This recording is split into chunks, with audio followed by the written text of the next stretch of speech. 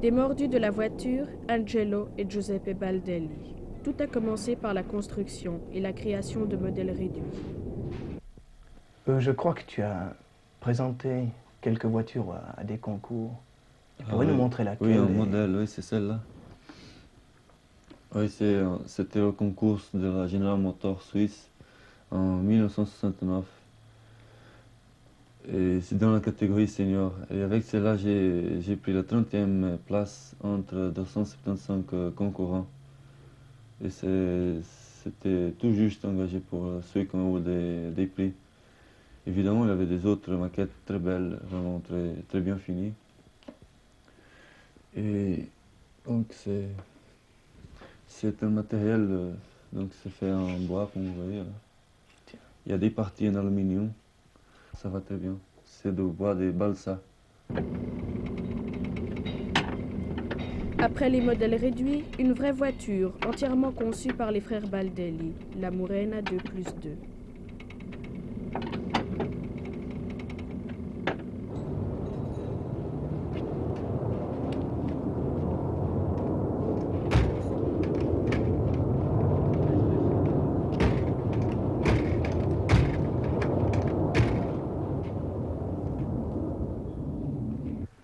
Construire une voiture, ça paraît un peu fou. Si quelqu'un voulait le faire, quel conseil lui donnerais-tu? Comment faudrait-il qu'il s'y prenne?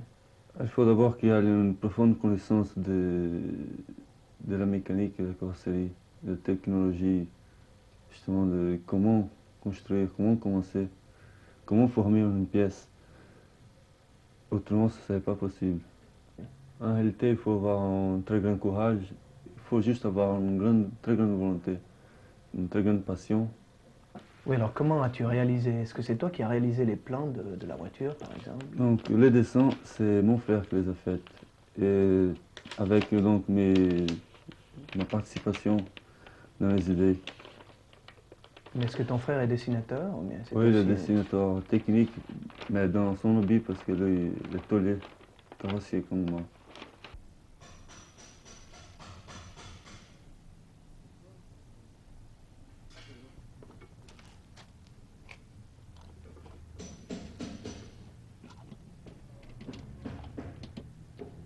Est-ce que vous avez chacun un travail particulier? Par exemple, lui a fait les plans et toi tu as fait la carrosserie, ou bien vous avez toujours travaillé ensemble? Exactement, toujours ensemble.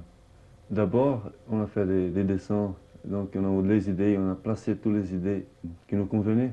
Et après, évidemment, on a choisi une mécanique pour celle qui allait être notre voiture. Donc. Et où avez-vous pu construire cette voiture? Parce que ça pose quand même des problèmes, tout le matériel, etc. On avait un petit atelier, donc, et on avait juste un outillage pour pouvoir faire des réparations aux voitures accidentées. Mais comme des fois on n'avait pas grand-chose à faire, on a décidé de construire une voiture. Vraiment, c'était le moment juste d'essayer de construire une voiture qu'on avait toujours eu une très grande envie.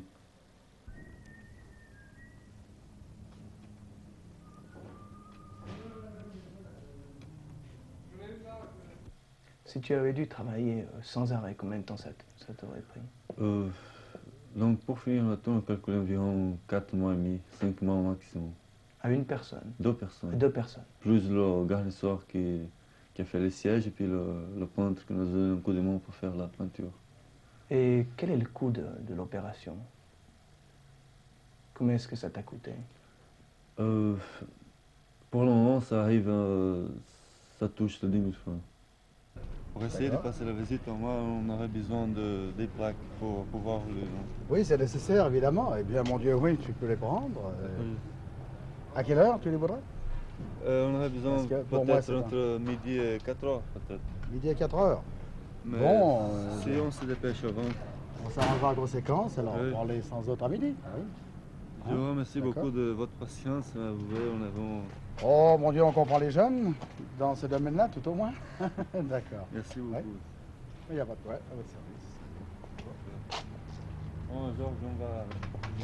Alors, les plaques, alors on a les plaques, c'est trop. Alors là, je les avais fait.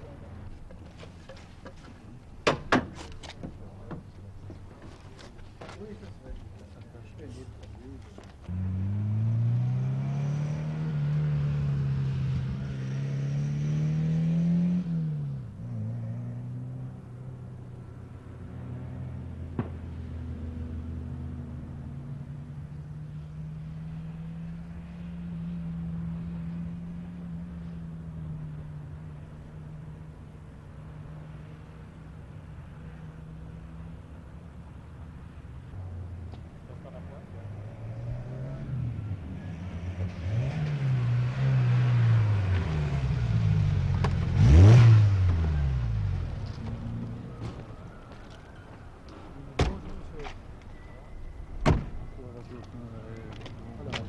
La voiture donc, que vous avez construite vous-même. Ouais. Et vous êtes parti sur la base d'un châssis d'une voiture déjà ou vous l'avez construit vous-même le châssis? C'est ça, donc on est parti avec une base une mécanique, mais le châssis c'est nous-mêmes qu'on a réalisé. Le châssis vous l'avez construit vous-même? C'est un châssis tubulaire. Et le châssis vous l'avez construit en tenant compte d'une directive d'autres marques de voitures ou bien si vous l'avez vraiment construit pour lui-même, complètement? Pour lui-même complètement avec une nouvelle... c'est une nouvelle technique en quelque sorte parce que c'est un châssis qui entoure complètement la carrosserie. Donc la carrosserie c'est qui entoure le châssis. C'est ça. Mais c'est tout des tubes d'acier partout le long de la voiture, en bas, partout. Bien, ça on verra le châssis dessous après. Maintenant pour l'équipement complet, est-ce que vous êtes renseigné, est-ce que vous avez tenu compte des directives, des dispositions en vigueur en Suisse pour ça? Voilà, ce qui nous manque c'est peut-être le double circuit des freins, c'est qu'on tâchera de le faire dans le plus bref temps possible. Oui, mais autrement vous étiez renseigné avant? Oui, ça on a été renseigné, mais pas pour le double circuit, ça je n'étais pas au courant. Mais vous étiez venu chez nous vous renseigner ou bien? Oui, j'ai passé une fois chez vous pour me renseigner. Mais il y a longtemps déjà? Il y a longtemps déjà, ah, oui. Peut-être déjà avant l'entrée en vigueur des dernières dispositions? Oui, c'est ça. Oui, c'est ça, oui. Bien. Alors, quelque chose, est-ce que les ceintures de sécurité, vous avez équipées? Non, pas encore équipé, non, c'est pas encore. Je constate là que oui, je dois changer. Un petit défaut là. Oui, voilà. exactement. Bien. Je dois changer les charnières parce que ça ne va pas très bien. C'est ça. Et puis, vous avez tenu compte, par exemple, pour les places intérieures, de la hauteur qui doit être respectée, concernant pour le chauffeur, pour les passagers, tout ça. Est-ce que vous êtes au courant de tout ça? Alors, devant, c'est très respecté, mais par la forme de la carrosserie, derrière, on ne pouvait pas tellement respecter ça. Alors, c'est une place donc, pour des enfants, si on veut. Oui.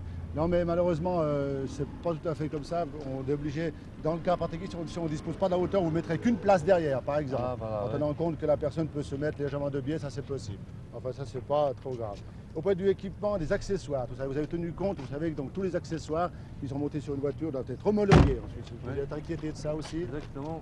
Les accessoires sont tous d'origine, par exemple, d'une autre marque. Donc, c'est pas qu'on a fabriqué expressément pour cette voiture. Ah, c'est ça, voilà. Vous avez acheté des accessoires qui étaient montés sur d'autres marques de voitures. C'est ça, bon, oui. très bien.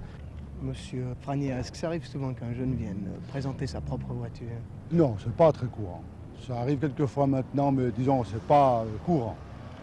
Est-ce que ça pose des problèmes particuliers à l'expert qui doit faire l'expertise? Ah oui, ça pose beaucoup de problèmes particuliers parce que justement, si le châssis, par exemple, est construit par un jeune, par une personne qui n'est pas un constructeur, ça pose des problèmes parce qu'il doit justement vraiment, lui, contrôler si ce châssis peut être suffisant au point de vue résistance et tout. Alors ça, c'est des gros problèmes, c'est sûr. Quel conseil donneriez-vous à un jeune qui aimerait construire sa propre voiture? Bon, alors un conseil tout simple, mais qu'il faut absolument respecter, c'est de venir absolument nous consulter avant de commencer la construction et de venir, si possible, avec des plans le plus précis possible. Et de là, il partira sur des bonnes bases et il aura peu de difficultés après. Ça, c'est très très important.